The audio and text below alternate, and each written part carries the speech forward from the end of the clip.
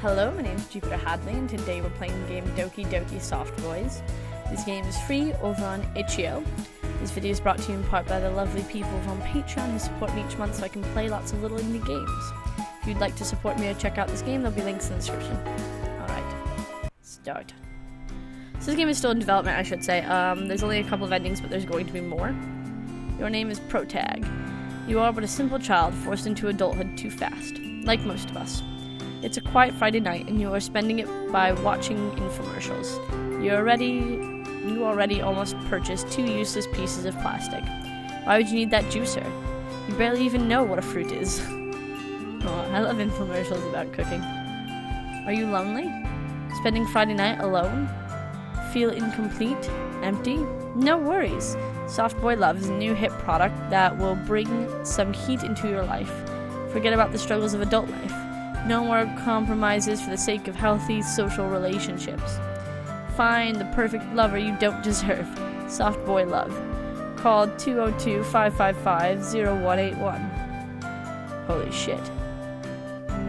Call. You call straight away and spend the rest of the evening hyping yourself up. It may look like you are desperate, and it's true. A few days later. Okay. Hello. Hi, Sam. You bounce anxiously on your feet, eyeing the package. You don't want to rush your mailman since he is such a nice guy. But the advertisements promised you love, and you want it. Looks like you got a package. Yep. A big one, huh? Yep. Here, sign this for me. You hastily sign the form given to you. Okay, here it is. Take good care of it. Haha. I will, thanks. It was very nice seeing you. Nope. Goodbye. I want my package. Finally, it's here. You started tearing at the package paper. You were giddy like a kid on Christmas Eve. When you finally tear your way to the product, you are just as disappointed. Inside the packaging is a pillow. By the shape, you recognize it as a damicura. I'm not going to say that right, sorry. But it doesn't even have a sexy illustration printed on it. It's just a white pillow. Printing error? You moan in anguish and throw the pillow onto your bed. Then you dramatically throw yourself next to the pillow. I'll try getting a refund, but telemarketers don't really have top-notch customer service. What were you even thinking? Expecting some type of magical object that would send you your dream guy? Your life isn't an anime. If it was, you'd probably be a sweeter person. They were just counting on some lonely loser with poor impulse control. And they got you. They got you good. Oh, when I was a kid, quick side story, when I was a kid, I saved up a load of money to buy one of those infomercials, like $20 Floam, I think it was. And I purchased it, and it turned out to be slime, but with like little beads of styrofoam in it. And it took probably 4 months to come in the mail. Half of the pack of 6 were dried, and you couldn't use them. And the other half were pretty separated from the actual foam balls, so it was just like slime. And I was so sad and disappointed. My dad called and wanted a refund, and he spent a lot of time on the phone with them, and in the end they were like, sorry, we sent it to you forever ago, it's not our fault, it came to you 4 months later, and it's out of the time in which you can ask for a refund. And it was quite disappointing. I need music to cheer me up. What do you want to listen to? Rock, pop, classical music. I wish these words were a bit bolder or a bit more easy to see. I'll take pop. I just need a cute girl to tell me that I'm unstoppable and hot. You end up jumping and dancing all over your bed. It's awful, but it's great. Music can't really fix your life, but it sure is cool. When you were younger, you used to listen to music non-stop, even while sleeping. That may have been some type of teenage rebellion. Rebellion? Yeah. That may have been some type of teenage rebellion now that you think of it. Nowadays, you get bored after a while and start feeling restless. It's not that you are more productive now. No way. It's just that somehow your attention span got shorter. You check the time on your fancy flip phone. You still have a few hours until dinner. I could start working on homework, but I still have a few hours of procrastination planned. What do you want to do? Decide on your outfit for the next day, play some video games, let's doodle. You look around the room in search of your artist tools. You don't find them because you have none. But you do find a random pencil with unknown hardness and a few sheets of printed paper. The printer is broken anyway. You have to use up all the paper. I do? I have to use up all the paper? Okay. And using it up on true art is a very dignified thing. What will you draw? A cool guy with a giant sword, a fallen angel. Let's do a cool guy with a giant sword. I don't want to do it myself. He has spiky hair and a big heart, but he hides it behind a mischievous smile. You imagine him smirking at you while he saved your life. You imagine yourself saving his life back. It's a nice thought. Your fun gets interrupted when you hear a beep of a message. Hello, Bumblebee. Could you please go pick up something for me from the post office? I need it tomorrow when I'm coming over. You take a look out of the window. It's pouring rain. The streets are empty, except for one guy running with a bag over his head like a madman, desperate to get to the sweet, dry safety. And you're supposed to go out there. Okay. Not here. Your fun gets interrupted when you hear a beeping message. Hello? Oh. I said yes. Oh, is it just like, I don't want to go? Like, here's me saying, I don't want to go. Alright, let's say no way. You don't go. The drizzle outside is stopping you. You'd rather become a disappointment to your mom, the person who brings you real dinner every Saturday, the person who prays for you every evening, the person who straight up gave you life, pushed you out of a vagina even though your head was unordinarily big. You message her stating your excuses and wait for the response. Oh, okay, thank you anyway, honey. Great. Now I feel even worse. I tried to get you to do it, but you didn't want to do it. You spend the rest of the day lying around in different places of the house. It's not exactly the most entertaining thing ever, but you call it your me time. When it's so dark that you can barely hold your eyes open, you force yourself into the shower. You take a long, fancy bath with colorful salts and a bath bomb, almost like you did something productive today and need to relax now. You throw yourself onto bed. Even though the sheets could be fresher, it's still a nice sensation, but you notice something is off. Looks like when previously expected, the pillow, you failed to notice some details. They must have mistaken the sketch file for the actual drawing. Too bad. It looks like the illustration could have been pretty hot. Alright. You try to fall asleep, but you can't quite. There's something that's still on your mind. You start thinking about what the commercial promised you. It was a silly commercial, but you can't help but wonder about your soulmate. What type of person would he be? Smart and poetic, charismatic and smug, beautiful and romantic.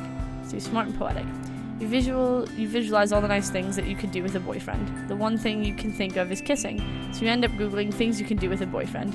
The results are scandalous. You groan and plunge your face into the unlucky Damakura.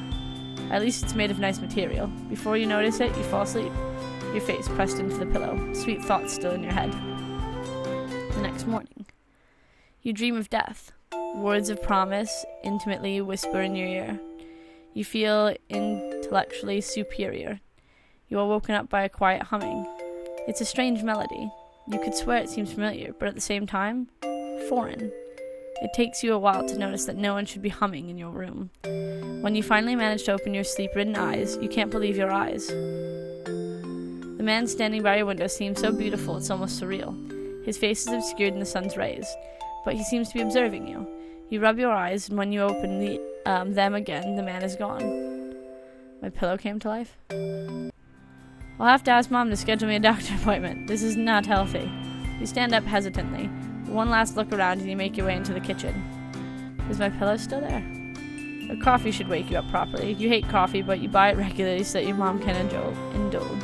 The recipe you use is 2/5 coffee, 3/5 milk, and at least 3 teaspoons of sugar. Yeah, that's definitely how I have coffee. Tastes more like a milkshake at that point. What the fuck? It sounded like it came from the hallway. You grab a knife and screaming internally you go to investigate. You walk slowly as Mom always told you not to run with scissors. Meat knives are a bit more dangerous than scissors, but at the same time burglars are even more dangerous. It's an experience full of adrenaline, but you find nothing, and the doors are firmly shut.